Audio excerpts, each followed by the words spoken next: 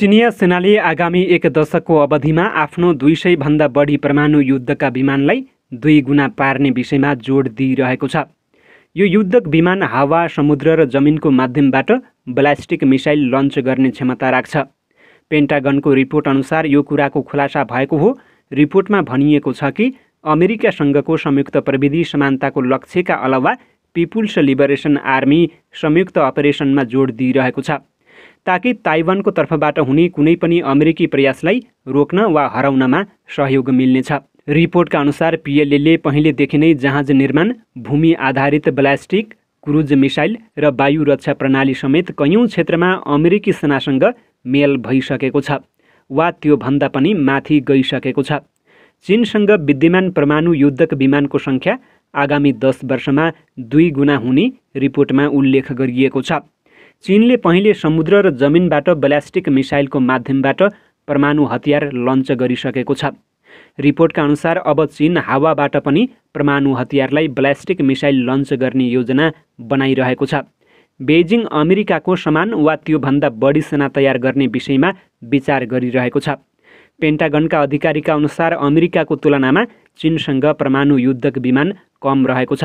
जानकारका अनुसार सैन्य विस्तार, व्यापक आधुनिकीकरण तथा 2049 सम्म एक अग्रणी विश्वव्यापी शक्तिको रूपमा आफूलाई स्थापित गर्नका लागि चीनको समग्र रणनीति बनिरहेको छ। रिपोर्टका अनुसार चीनसँग विश्वकै ठूलो जलसेना रहेको छ। चीनसँग 350 जहाज र पनडुब्बी रहेका छन्, जबकि अमेरिकासँग यो कुल 293 रहेको छ। चीन हतियारको सम्झौतासँग प्रतिबन्धित छैन। यद्यपि अमेरिका पनडुब्बी लन्च र एयर लन्च ब्यालिस्टिक मिसाइलमा अगाडि रहेको छ, तर चीन यसतर्फ आफ्नो कदम बढाइरहेको छ। रिपोर्टमा भनिएको छ कि चीन ताइवानलाई आफ्नो नियन्त्रणमा लिन चाहन्छ, जबकि यहाँ अमेरिकाले सहयोग गर्दै आएको छ। चीनले अचानक आफ्नो गोप्य सेनाको उक्त गोप्य युनिटलाई सक्रिय बनाएको छ, जसले पुरै विश्वमा चर्चा कमाएको छ। यो उक्त गोप्य युनिट हो जसले सामुन्नेबाट वा हतियारबाट नभएर गुपचुप तरिकाबाट कुनै ठाउँबाट बसेर निशाना लगाउनेछन्। चीन अब भारतलाई डिजिटल वारको माध्यमबाट नोक्सानी पुर्याउने प्रयास गरिरहेको छ। खबरका अनुसार चिनिया सेनाको गोप्य युनिट 61398 सक्रिय भइसकेको छ। यो युनिट चोरी छेपी साइबरका लागि पुरै विश्वमा ख्याति कमाएको छ। चीनको सिक्रेट युनिट 61398बाट विश्वका कैयौँ दिग्गज डराउने गरेका छन्। भारतका विरुद्ध उसले यो युनिटलाई मैदानमा उतारेको छ। चीनको यो युनिटमा कैयौँ सातिर ह्याकर्स र साइबर एक्सपर्ट काम गरिरहेका छन्। चीनले आफ्नो यो युनिटलाई अब भारतका विरुद्ध सक्रिय गराएको छ। साइबर जासुसीका लागि पुरै दुनियाँमा मशहुर यो युनिट अब भारतको विरुद्ध ठूलो षड्यन्त्रलाई नतिजामा पुर्याउने भएको छ। महिनामा यस्ता कैयौँ मामिला अगाडि देखा परेका छन्, जसमा ताइवान र भारतका अति संवेदनशील जानकारी साइबर जासुसीको माध्यमबाट चीनले जुटाउन लागेको छ। विद्यमान समयमा डाटा चोरी कुनै हतियारभन्दा कम होइन। यस्तोमा चीन यस किसिमको काममा ध्यान दिइरहेको छ। यो काम गर्नका लागि चिनिया सेनाको गोप्य एकाइ 61398 को गठन गरिएको छ। भारत, अमेरिका र ताइवानको विरुद्धमा युनिट व्यापक सक्रिय देखिएको छ, जसलाई लिएर ती देशका सुरक्षा एजेन्सीहरू अलर्ट भएका छन्।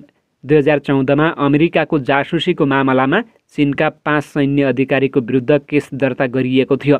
सबै 5 चिनिया अधिकारी युनिट 61398 सँग जोडिएको थियो।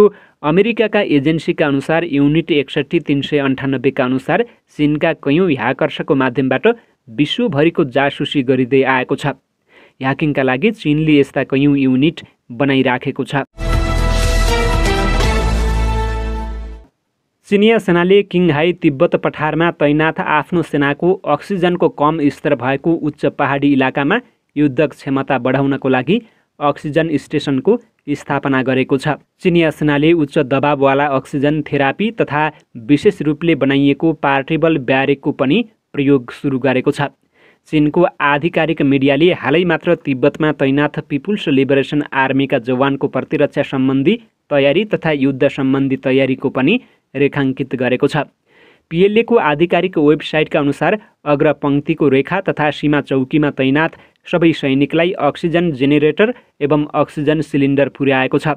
PLA डेलीको समाचार अनुसार भारतसँगको वास्तविक नियन्त्रण रेखाको साथसाथै सिगात्सेमा रहेको आर्मी मेडिकल युनिभर्सिटीमा रहेको अस्पतालमा उच्च दबाववाला एक अक्सिजन थेरापी तयार गरिरहेको छ। यसमा पठारमा तैनाथ सैनिकको उच्च इलाकामा हुनेवाला स्वास्थ्य सम्बन्धी अप्ठ्यारोसँग सही तरिकाबाट जुझ्नका लागि मद्दत मिल्ने बताइएको छ। सैन्य विशेषज्ञ तथा टिभी टिप्पणीकार सोङ झोङपिङले नयाँ ब्यारेक तथा अर्को सुधारको माध्यमबाट सैनिकलाई आराम गर्नका लागि मद्दत मिल्ने बताएको समाचारमा उल्लेख गरिएको छ।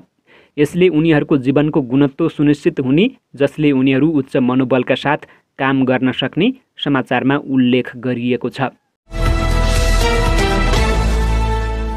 दक्षिण चीन सागरमा अमेरिकी नौसेनाको 2 युद्धपोतलाई लखेटेको दाबी चीनले गरेको छ। अमेरिकी नौसेनाको 2 युद्धपोत हिङ्गिङ्स तथा एन्टिटेमलाई पार्सस द्वीपको नजिक देखिएको चीनको विदेश मन्त्रालयले जारी गरेको विज्ञप्तिमा उल्लेख गरिएको छ। यसको अर्थ दुवै युद्धपोत अनुमति बिना चीनको जलसीमामा प्रवेश गरेको चीनले जनाएको छ। उक्त क्षेत्रमा चिनिया नौसेनाले रोकेको चीनले जनाएको छ। यसपछि चिनिया नौसेनाले अन्तर्राष्ट्रिय कानुनका अनुसार अमेरिकी 2 जङ्गी जहाजलाई त्यहाँबाट जान भनेको थियो।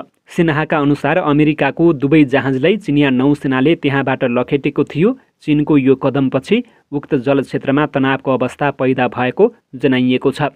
एक साता अगाडिको अवधिमा चीनले परमाणु क्षमताको बम वर्षक विमानबाट अभ्यास गरेको थियो। यसैको जवाफ दिनका लागि अमेरिकाले दक्षिण चीन सागरमा जङ्गी जहाज पठाएको बताइएको छ। उद्देश्य यो विवादित क्षेत्रमा आफ्नो बलियो दाबी गर्नु हो। अमेरिकाले चीनको यो कदमको जोरदार रूपमा आलोचना गरेको छ। चीनले आफ्नो छिमेकी देशसँग विवाद रहेको पार्सल द्वीपबाट 12 नटिकल माइलको दूरीमा गाइडेड मिसाइल क्रुजर पनि तैनाथ गरेको छ। लिपुलेक सहितको क्षेत्र नेपालको भन्दै नेपाली संसदले आजभन्दा करिब 2 वर्ष अगाडि नेपालको नक्सा जारी गरेको थियो।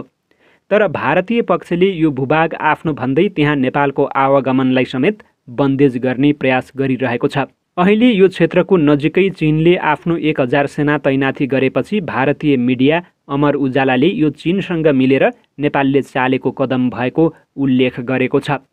उपलब्ध जानकारी अनुसार चीनले लद्दाखपछि लिपुलेकमा पनि आफ्नो सेना तैनाथ गरिरहेको अमर उजालाले दाबी गरेको छ। भारत र चीन बीच करिब 3 वर्षदेखि तनाव चलिरहेको छ। करिब 45 वर्षपछि त्यहाँ 2020-15 जुनमा हिंसा भएको थियो, जसमा भारतका 20 सैनिकको ज्यान गएको थियो भने चिनिया पक्षका 4 सेनाको मृत्यु भएको थियो। हिन्दुस्तान टाइम्सका अनुसार चिनिया सेना एलएसीको नजिक लिपुलेक इलाकामा देखिएका छन्। भारतले मानसरोवर यात्राका लागि लिपुलेक नजिक नयाँ सडक बनाएको छ। नेपालले उक्त कार्यको विरोध गर्दै नयाँ नक्सा समेत जारी गरेको थियो। उक्त क्षेत्र आफ्नै भएको समेत दाबी गरेको थियो र गरिरहेको छ।